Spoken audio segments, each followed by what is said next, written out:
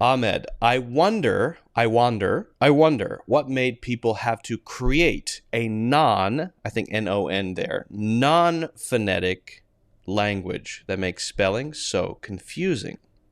While for phonetic languages, spelling is as sensible as 1 plus 1 equals 2.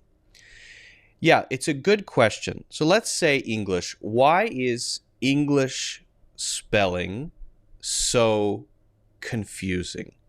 Why in the world does the letter GH together have so many different pronunciations? Okay, COUGH, cough, all right. BOUGH, bow, okay. GHOST, ghost, all right. That's a hard G sound, and there are others. So what is going on there? KNIGHT, night, GHT. Okay. So it's confusing, right? And that's just a small, basic example. English spelling is crazy. Now, the first thing I think to realize is when it comes to languages, and English is a great example, it's not like some genius with a giant brain is sitting down thinking, and now I will create a language. And then this person creates a language. That's not how it works at all. Right? In some cases, yes. For example, Esperanto is a synthetic language that was created from scratch, using pieces from other languages, but it's a synthetic language. And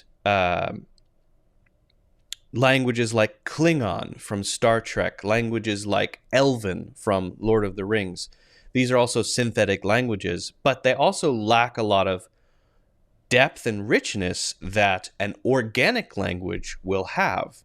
And every language has their unique quirks, right? Their unique things that kind of don't make sense. I doubt there's any language that makes 100% perfect sense. But really the question is, okay, when you're writing it and when you're speaking it, why in English do we have this confusion? Well, it's because of the evolution of English. I would recommend checking out my video, The History of the English Language, on this topic. English has gone through many different variations, from Proto-Germanic roots to Old English. And if you read Old English, it will make no sense to you whatsoever. You will not understand it. I certainly don't. To Middle English, to then a kind of modern English, which you can read in the King James Bible and Shakespeare, and then to really modern English, which sounds like what I'm speaking now. Well, it's not as though everyone who's writing things down is they're in some council and they're creating the language, right? It's this natural process of change where something gets popular and widely used in speech, but then the writing part doesn't get updated. So a perfect example would be the pronunciation of night, K-N-I-G-H-T, and it's spelled like that because it used to be pronounced like that. I think it was something like, and I'm not an expert on this, but I think it was something like knicht, something like that. So if you listen to that, knicht, you got the k, n, and then the sound at the end, which sounds more like how it's written, right? That sounds more like K-N-I-G-H-T, how I would say that. But over time, the sounds of words tend to go in the direction of less mouth movement and less difficult.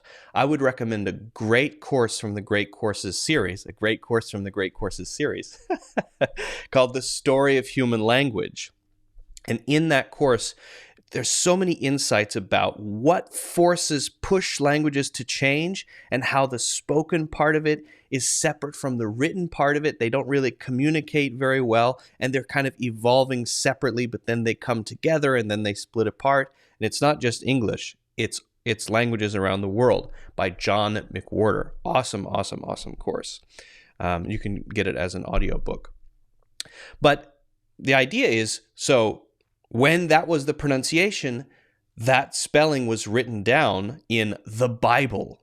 And the Bible is a book that was published and spread far and wide, right? And so everyone in school had to learn how it's spelled in the Bible and other books at the time.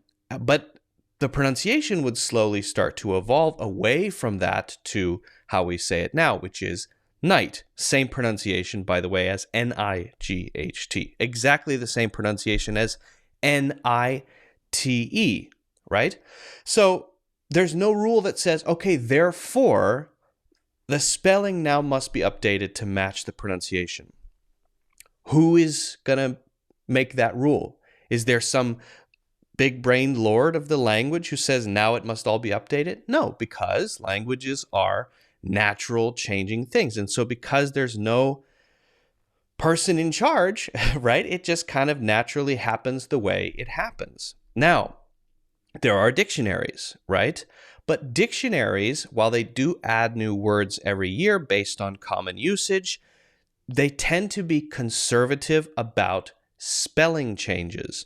And so written language tends to evolve or change much more slowly than spoken language. And it makes sense, right? If you have something written down in a book, you kind of just accept that that's the way it's done, and you can see how it being there for a very long time in the book would make it kind of stick around for a very, very long time. And between people, when they're talking, communication, you can see how that would change more quickly.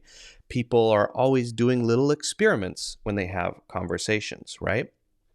So I guess what I'm really saying is it's a big mess. Nobody's in charge, and writing and speaking change at different speeds over time due to different forces, different dynamics in the culture, right? And even in a modern language, there might be a split where things are spelled differently. Perfect example would be American English, British English. In British English, C-O-L-O-U-R is the correct spelling of the word color. In American English, that's C-O-L-O-R. Well, there you go. Same word, same pronunciation, close pronunciation, slightly different because of the different pronunciations of American English and British English, different spelling. And that's just one example. There are a lot of different spellings in the UK and British English, and in Canada, I believe as well, that we don't use in American English. So, again, it's a big mess. And you kind of just have to accept that and learn it and deal with it as is. And I know that some languages make more sense than English. But again, that's just the way it is. And once you kind of accept that and feel comfortable with that, you can kind of just play around and feel hopefully a little bit more free. That all you have to do is do your best to learn, and then you can start playing around. And it is the same for English.